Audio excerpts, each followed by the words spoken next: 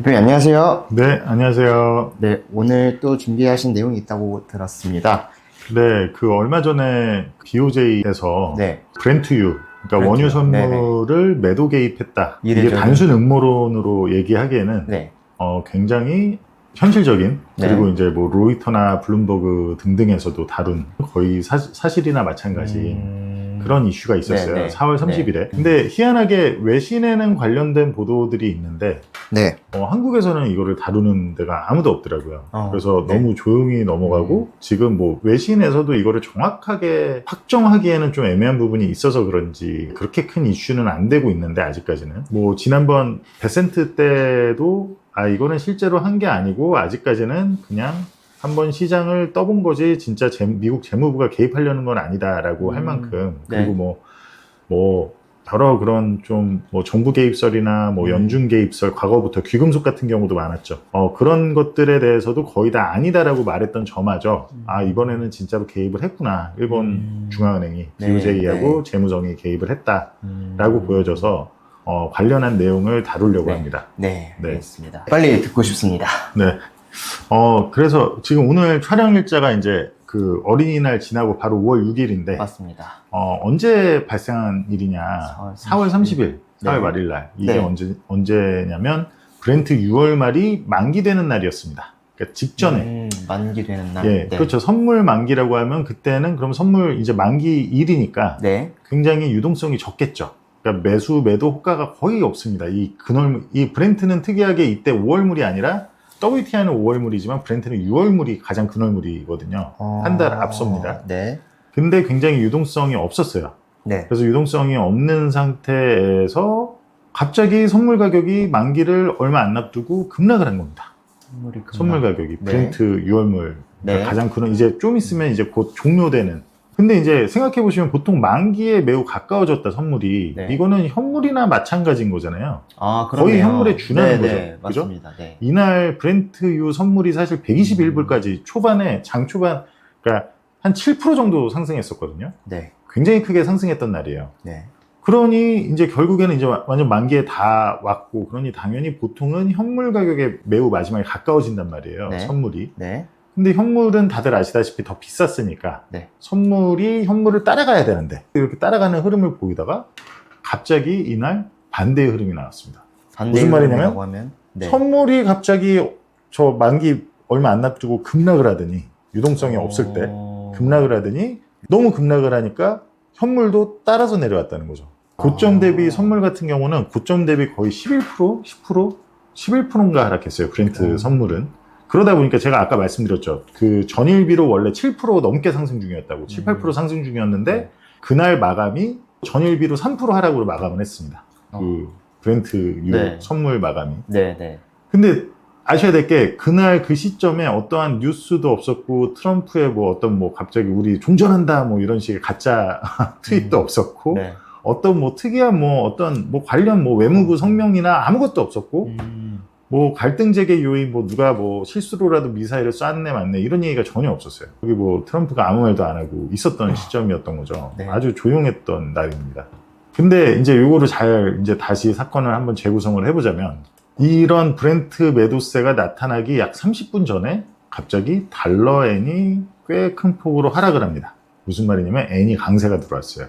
또 특이한 건 그러고 나서 달러엔이 하락이 먼저 했다 그랬죠. 그리고 30분 뒤에 브렌트 선물이 큰 폭으로 하락을 한 거죠. 그죠? 30분 뒤에 이제 브렌트가 큰 폭 하락했고 그리고 나서 또 이제 또 30분 뒤에는 달러엔이 더 크게 붕괴했습니다. 그러니까 엔이 굉장히 크게 강세가 나타났어요. 4월 말에. 근데 이미 로이터가 3월 23일하고 26일에 두 번 엔화 가치 하락을 저지하기 위해 일본의 원유 선물 시장 개입 가능성을 보도한 바 있습니다.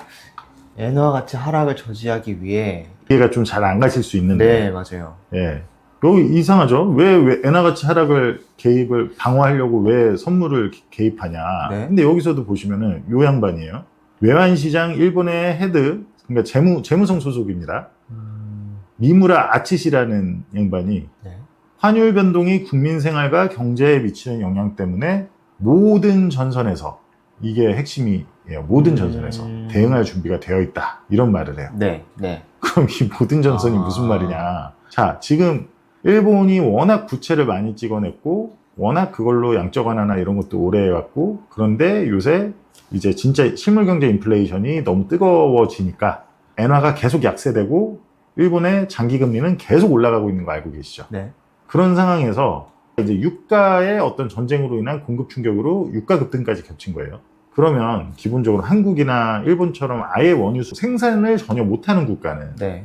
다 100% 전량 원유를 의존해야 되는 국가는 어떻게 시장이 여길까요? 좀 더 힘들겠구나. 미국이나 그쵸. 이런 데처럼 원유를 많이 있는 것보다 경제적으로 약간 앞으로 힘들겠구나. 맞습니다. 네. 생각하겠죠. 네. 그럼 그런 게 반영되니까 엔화는 더 약세. 그러니까 지금 재무성이 생각하기에는 그렇습니다. 이번 원유 이런 충격 때문에 엔화가 더 약세, 그리고 일본의 국채 금리는 더 상승한다. 네. 이렇게 받고 있는 거예요. 네네. 그러니 단순히 엔화 원래 과거에 환율 개입할 때 뭐 엔화 매수하고 달러 매도하고 이거 가지고는 안 된다고 본 거죠. 그래서 이 사람하고 그 인터뷰를 한 거를 자세히 보자면 그런 뉘앙스를 매우 공개적으로 원유에 대한 선물 매도를 할 수 있으면 매우 공개적으로 얘기를 합니다. 네. 그래서 이제 로이터도 보도를 했었고, 그리고 이제 또 특이한 점은 시장은 생각보다 그냥 조용히 잘 모르고 넘어갔어요. 이게 그렇게 대서특필되지가 않았어요. 이게 굉장히 사실은 전례 없는 일이거든요. 그러니까 설령 개입한다고 하더라도 이거는 굉장히 불법과 합법의 경계를 오가는 일이기 때문에 불법이라고 봐도 무방한, 유가라는 건 전 세계의 어떤 공통적으로 사용하는 원자재고, 네. 그런 가격을 대놓고 조작한다는 건 자국의 어떤 통화와 직접적인 연관이 있지 않잖아요. 그냥 누가 봐도, 예를 들면 그렇게 유가가 하락하면 어떤 원유 생산국들 중 특정 이제 일부 국가들은 기분이 나쁠 거잖아요. 맞습니다. 그러니까 그렇게 일본 마음대로 할 수 있는, 사실 대놓고 할 수 있을 만한 성질의 게 아니죠. 네. 그럼에도 어떻게 그랬냐라고 보면 4월 15일에 이미 베센트랑 일본의 재무성 그 수장일 거예요. 가타야마 사스키. 예, 이 분이 만났습니다. 그러면서 그 자리에서 뭔가 베센트가 쉽게 말하면 환율 안정에 대한 일본의 의지를 뭐 다양한 시도를 뭐 전적으로 응원한다. 이런 식으로 얘기를 한 적이 있어요. 그러니 이제 보면 이제 퍼즐이 맞춰지죠. 그러니까 이미 미국한테 허락을 받은 거고. 그리고 이 양반이 계속해서 그런 얘기를 한 바 있다. 그래서 이제 결과는 제가 아까 말씀드린 대로 전일비 3.4% 하락해서 마감했고, 네. 브렌트가 고점 대비로는 약 10% 하락. 그날 이제 고점 브렌트가 121불까지 갔었다 그랬잖아요. 네. 그래서 이제 굉장히 이제 이거는 뉴스로도 다 나온 얘기인데 아주 그냥 큰 물량이 그날 2번 나왔다고, 비정상적인 큰 물량이 2번 나왔다고 하고, 이제 여러 가지 타이밍이나 이제 유동성이나, 물론 자기들이 대놓고 개입했다라고 얘기하진 않아요. 하지만 이건 저같이 굉장히 이런 음모론은 조심해야 된다라고 보는 입장에서도 이거는 개입한 게 맞다 라고 될 정도로 이거는 개입했습니다. 네. 제가 봤을 때는. 하지만 이제 물어봤죠, 블룸버그에서. 네. 5월 1일에 너네가 원유 개입했냐, 뭐 엔화 개입했냐 그랬더니 난 모르겠는데. 표정이 네. 뭐 동상치 않죠. 네. 그래서 뭐 자기들은 공식적으로 했다고 하지 않겠죠. 물론 이미 뭐 미국한테는 다 허락 맡았으니까 네. 네, 마음껏 지금 한 것 같고. 그럼 여기서 이제 핵심, 우리가 알아야 될 핵심은, 제가 지난번에 말씀드렸잖아요. 이게 그렇게 숏을 하다가 정말 현물 쪽에서 스퀴즈가 나면 끝이다. 네. 근데 왜 저렇게 선물로 숏을 하는데, 그럼 만약에 정말 현물 구하기 어려운 쪽에서 예를 들면 한국 정유사가 아싸 잘됐다 하고 이렇게 급락할 때 브렌트유 선물을 매수해서 네. 만기 때까지 청산 안 하고 그냥 나 현물로 줘, 현물 인도해줘 라고 할 수 있잖아요. 맞습니다. 그죠? 네. 그러니까 원유가 엄청 부족하다 그랬고 가장 지금 아시아 국가가 가장 가깝고 필요한 게 브렌트유인데 네. 그죠? 이게 정말 가능한가? 가능한 구조인가? 이런 의심이 들잖아요. 네. 중요한 건 사실 브렌트하고 WTI의 구조 차이를 먼저 아셔야 됩니다. 네. 다음 페이지 보시면 WTI는 이제 실제 쿠싱에서 다 중간 거래가 되고, 실제 WTI는 실물 인도가 강제가 됩니다. 강제 의무가 있어요. 만약에 BOJ가 숏을 쳐도 WTI로 만기 직전에 유동성 없을 때를 노려서 숏을 대규모로 쳐도 대형 정유사나 일부 진짜 현물이 필요한 매수 세력이라든지, 아니면 뭐 헤지펀드가 진짜 너네 엿먹어봐라 하고 매수한 다음에 우리 현물 줘라고 할 수도 있겠죠. 그냥 네. 쉽게 말하면. 네. 그런다라고 하면 정말로 줘야 됩니다. WTI는. 강제예요, 강제. 구해서 줘야 됩니다. 근데 브렌트는 EFP 인도라고 당사자 간의 장외에서 선물 계약 매수 매도했던 당사자 간에 따로 그냥 장외 인도하는 그런 계약 시스템이고, 기본 계약은 사실 현물 정산입니다. 제가 이거 오타가 났네요. 현금. 예, 네. 이거 현금입니다. 죄송합니다. 네. 오타가, 그러니까 기본 계약이 현금 정산이에요. 현물이 아니라 현금. 네. 이해되시죠? 진짜 그럼 페이퍼 시장인 거예요? 진짜 페이퍼 시장인 거죠, 사실은. 그러니까 만약에 EFP 인도 못 맞추겠다, 뭐 한쪽이라도 나는 못 하겠다 하면은 네. 현금 청산하고 끝낼 수 있는 거죠. 와. 이해되시죠? 네. 그러니 만기까지 청산 안 할 때 실물 인도를 무조건 해줘야 되는 WTI랑은 그 구조 자체가 다르다. WTI는 거래소인 CME 산학, CME 클리어링에서 보증을 해줍니다. 네. 근데 반대로 브렌트는 그런 게 없다라는 거죠. 당사자 간에 만약에 할 사람들은 장외적으로 해야 된다는 거예요. 이러다 보니 이제 그런 게 가능한 거죠. 제가 아까 설명드렸듯이 자동인도 아니고, EFP 만약에 인도를 할 거면, 인수 받을 거면 실제 EFP 협상을 당사자 간 이렇게 해야 되는데, 네. 매칭 안 되면 뭐 그 수많은 선물 이제 매수 매도한 사람들 중에 이렇게 매칭을 시켜야 되는데, 그게 안 되면 현금 청산을 해야 됩니다. 만기 직전에 유동성이 얇을 때, 호가 별로 없을 때, 네. 대량 매도하면 가격이 그냥 크게 급락하겠죠. 그렇군요. 네. 그리고 거기다 실물 요구도 불가능하잖아요. 네. 그냥 만기 때 그냥 현금 청산 받으면 끝이에요. 그러면 그렇게 생각하면 계속 가능한 거 아닌가요? 맞아요. 그죠? 네. 일본은 심지어 BOJ는 뭐죠? 돈을 찍는 국가잖아요. 찍을 수 있는 나라잖아요. 네. 엔화를 찍을 수 있잖아요. 네. 그럼 돈 찍는 국가하고 일반적인 그런 돈을 못 찍는 시장하고 하면 이건 계속 가능한 거잖아요. 네. 그죠? 네. 그리고 일정 부분은 어느 정도는 가능할 수 있습니다. 특히 저렇게 유동성이 얇을 때마다 들어와가지고 한다면 가능할 수 있어요. 하지만 현실은 다르다. 일단 선물은 현금 흐름이 굉장히 중요하죠. 그러니까 마진콜이라는 게 존재하고 무한 베팅이 불가해요. 근데 물론 아니 돈을 찍을 수 있으니까 마진콜 나면 계속 부으면 되잖아요. 부으면 되고 무한 베팅 하면 되지라고 생각하실 수 있는데, 저 자금이 그럼 실제 법적으로 어떻게 집행되냐라고 한다면 일본 재무성의 외환계정 FEFA라는 외환계정에서 집행이 됩니다. 근데 이 외환계정이 총 다 했을 때 1조 달러 정도 있어요. 굉장히 어마어마한 규모죠. 근데 이 중에 아주 일부만 사용 가능해요. 특히 이게 원유, 갑자기 듣도 보도 못한 한 번도 없었던 원유를 쇼치겠다 이런 목적이면 더욱 그렇겠죠. 왜냐면 외환계정이라는 게 그냥 딱 이름 들으면 이게 원래 뭐 할 때 쓴 거죠? 환율 안정하고 외환 유동성 확보하고 국가 신용 유지하고 뭐 여러 그런 자금이잖아요. 쉽게 말하면 다 미국채 사고, 예를 들면 뭐 다른 나라 국채 사고, 뭐 아니면 금을 사고, 요새는 또 금도 많이 사니까 그렇게 어떤 특정 자산들에 굉장히 크게 이미 할당되어 있는 자금들이란 말이에요. 거의 다. 그리고 이게 사실은 원유 숏이라는 거는 정말로 공개적으로 정말 했다고는 할 수 없을 만큼 이거는 굉장히 민감한 문제고, 이런데 거기에 또 정치적으로도 민감한데 분명히 쓸 수 있는 자금은 굉장히 한정적일 거라고요. 저 중에. 그래서 추정을 실제 해보면 보수적으로 하면 20에서 50억 달러. 그러니까 뭐 지금 환율로 치면은 뭐 3조에서 7조, 8조 정도. 그리고 공격적이면 100억에서 200억 달러. 그죠? 이 정도 할 수 있을 것 같은데 그 이상은 어렵다. 제가 아까 말씀드린 대로 제한될 수밖에 없는 이유는 당연히 외환 방어를 위해서 많이 뭐 사용돼야 되고, 사용된 게 이미 있고 또 이미 지금 여유 자금도 분명히 놔둬야겠죠. 당연히. 원유슛만 어떻게 계속 치고 있겠습니까? 그죠? 그리고 그러네요. 말씀드렸던 뭐 여러 가지 이제 유동성 제한이나 여러 가지가 있죠. 이게 만약에 계속되면 그래도 충분히 어느 정도 이렇게 유동성이 얇고 호가 얇을 때 계속 지속을 할 수 있겠죠. 그럼 이렇게 계속되면 어떻게 할 거냐? 스탠리 드렁큰밀러가 영란은행 공격했던 과거에 이제 조지 소로스하고 이제 그런 펀드들이 했던 사례를 아시죠? 그래서 만약에 저 같으면 정말 오히려 제가 진짜 그렇게 큰 자금을 매크로 자산 그걸로 하고 있다라고 한다면 저는 오히려 이게 월말마다 예를 들면 브렌트 선물 만기 때마다 이런 일이 반복된다고 해볼게요. 충분히 예상이 가능해요, 앞으로. 그런다라면 대규모 자금을 그렇게 동원할 수 있는 헤지펀드라면, 아니면 몇 개가 모여서 야, 우리 월말에 되면 이렇게 급락할 건데 급락할 때 사자라고 하지 않을까요? 네, 맞습니다.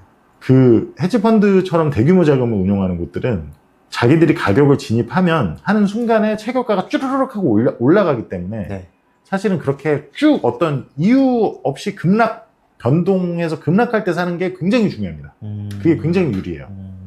그리고 심지어 이건 펀더멘털과 전혀 상관없이 그냥 개입으로 인한 네. 일시적 급락이잖아요. 그러면 당연히 저 같아도 그때 예전에 그 조지 소로스나 퀀텀 펀드에서 그 영국 영란은행을 공격했던 것처럼 원유를 대규모 자금 준비했다가 원유를 대규모 매수, 그리고 엔화를 대규모 매도를 할 것 같아요. 반대 포지션. 그죠? 그렇게 되면 실제로 그래서 5월 1일날 4월 30일에 그렇게 급락했던 브렌트유랑 WTI도 어느 정도 영향을 받았겠죠, 당연히. 그럼 원유 가격이, 유가가 다음날에 크게 다시 급등했습니다. 실제로 결국 다음날 되면 크게 급등할 수밖에 없기 때문에 그런 단기적 개입은 오히려 그럼 기다렸다가 이거 월말에 들어온다 싶으면은 들어가자라고 할 수 있겠죠. 네. 그러면 그거는 굉장히 싸게 살 수 있는 기회를 주는 거잖아요. 네. 그러면 이거를 영원히 할 수 있을 거냐라고 한다면 절대 그러지는 못한다. 이게 반복되다 보면 충분히 이런 개입이 무력화될 수 있게 패턴을 학습하고 반대 포지션을 구축. 이게 꼭 헤지펀드뿐만 아니라 제가 말하는 건 이제 말을 헤지펀드라고 한 건데 하다못해 정유사들도 할 수 있고, 뭐 브렌트유로는 제가 말씀드렸듯이 실물 인도를 못하지만 그냥 WTI로 하면 되잖아요. WTI도 당연히 영향을 받으니까 브렌트유가 급락하면. 그죠? 그러니까 이게 계속해서 되지는 절대 못한다. 뭐 다들 제가 전에도 한번 말씀드린 적이 있지만 실물이 진짜 쇼티지 나는 상황에서 선물만 눌리고 이렇게 괴리가 확대되면 뭐 헤지펀드나 정유사는 굉장히 기회가 될 수 있겠죠. 네. 그죠? 그래서 결과론적으로는 스퀴즈가 발생할 거고 가격이 급등하고 개입이 실패하고 이제 일본인들의 피 같은 세금을 이렇게 날릴 수 있는 선물 숏으로 하다가 날릴 수 있는 그런 개입을 일단 했다라고 이해를 하시면 될 것 같습니다. 그래서 결론은 국가는 가격을 때릴 수는 있지만 영원히 지배할 수는 없다. 뭐 이런 개입이 지속되고 이게 꼭 월말뿐만 아니라 지금도 오늘도 꽤 원유가 의미 있게 조정 중인데 지금 촬영 날이 지금 5월 6일이거든요. 네. 아마 금방 업로드 될 것 같긴 한데 어쨌든 지금 현재도 좀 조정 중인데 이게 꼭 월말뿐만 아니라 이미 이렇게 선포를 한 거기 때문에 수시로 진짜 뭐 아무 이유 없는데도 조정이 막 나타나는 경우들이 있기 때문에 수시로 혹시 개입하는 거 아닌가 의심은 들긴 합니다. 처음에도 좀 얘기가 나왔던 것 같긴 한데 이거를 함으로써 일본이 궁극적으로 그럼 가져가는 거는 뭐 어떤 게 있는 거예요? 아까 제가 초반에 말씀드렸듯이 이게 좀 정확히 전달이 안 됐을 수도 있는데 일본 생각엔 자기들이 정말 그렇게 과거에 돈을 오랫동안 찍고 그럼에도 아직까지 금리 인상을 제대로 안 하고 있고 그게 사실은 문제인데 물론 알고 있어요, 자기들도. 그래서 결국 금리를 크게 기준금리를 인상해야 된다는 걸 알지만 그러기 싫으니까 할 수 있는 건 다 해보자 라는 선상에서 지금 원유가 급등하니까 어떻게 보면 원화하고 좀 엔화가 특히 엔화 같은 경우는 더 약해지고 있긴 하거든요. 그러니 이거를 우리가 엔화를 매수해서 일단 엔화를 강하게 만들자. 원래 하던 개입이죠, 보통. 근데 그것만으로는 안 되는 거예요, 지금. 안 먹히는 거예요. 왜? 유가가 급등하니까 지금 일본은 더 힘들 거야, 인플레이션 때문에. 왜냐면 유가가 급등하면 일본은 또 원유가 한 방울도 생산이 안 되는데 엔화도 약해지고 있죠. 장기금리 오르고 있죠. 근데 유가까지 급등했잖아요. 유가 급등하기 전에도 일본은 이미 엔화가 약해지고 장기금리가 급등하고 있었다고요. 근데 유가까지 급등하니까 이제는 엔화 매수만으로는 안 먹힐 것 같은 거죠. 그러니 급등하는 유가 자체를 다시 눌러서 일단 실물경제 인플레이션이 더 치솟을 것 같잖아요. 글로벌 인플레이션이 당연히 유가가 급등하니. 그러니 이거를 일단 자기들이 개입해서라도 눌러서 누르고 또 아까 말했지만 실제 유가가 급락하기 전에 유가 개입하기 전에 먼저 엔화 매수를 먼저 했잖아요. 그죠? 그래서 엔화가 강해졌다 그랬잖아요. 맞아요. 그리고 유가 개입하고 그 30분 뒤에 또 다시 엔화 매수하고 그러니까 그렇게 같이 쓰는 거죠. 같이 써야 엔화가 훨씬 강해질 거다라는 거를 기대하는 건데 제가 장담하고 말할 수 있는 건 절대 그거 가지고는 엔화의 가치는 장기적으로 살아나기 어려울 거고 자기들이 정말 해야 될 일을 해야 될 거다. 금리를 크게 높이거나 아주 여러 가지 뭐 재정 지출이나 관련한 구조 개혁을 하거나 해야 될 텐데 제가 봤을 때는 굉장히 임시질 땜빵을 하는 것 같다. 그들도 임시 방편이라는 걸 알고는 있는 거죠, 근데 아닌가요? 알겠지만 일단은 정치라는 게 일단은 자기 정권 안에서만 좀 시간이 넘기기? 네네. 폭탄 그리고 돌리기. 모를 수도 진짜 기대할 수도 있죠. 이러다가 이렇게 일단 시간 벌다가 만약에 전쟁이 끝나면 다시 괜찮아질 거야 라고 생각할 수 있죠. 충분히. 그러니 네, 그걸 어떻게든 기다리면서. 그렇죠. 네네. 그리고 베센트나 미국 입장에서 이거 굉장히 중요한 얘기인데 베센트나 미국 입장에서 지금 웬만하면 원래는 뭐 야 너네 환율 개입하냐? 진짜 혼날래? 막 이러잖아요. 네. 니네 왜 맨날 환율을 뭐 일부러 약하게 너네 혼나? 하는데 이번에는 왜 허락해 줬을까요? 네, 그러네요. 너무 네. 좋죠. 지금 반대할 이유가 하등의 이유가 없죠. 예, 자기들이 해도 모자란 판에 아유 너희가 또 해준다고 대신에 너무 좋잖아요. 너무 좋은 거죠. 아, 그러네요. 예. 아유 언제든지 웰컴이야. 이제 좀 예, 그래서 원유 투자하시는 분들은 지금 당분간은 이런 단기적인 가격 변동이나 할 때 네. 여러 가지를 고려는 하셔야 된다라고 말씀드리겠습니다. 네.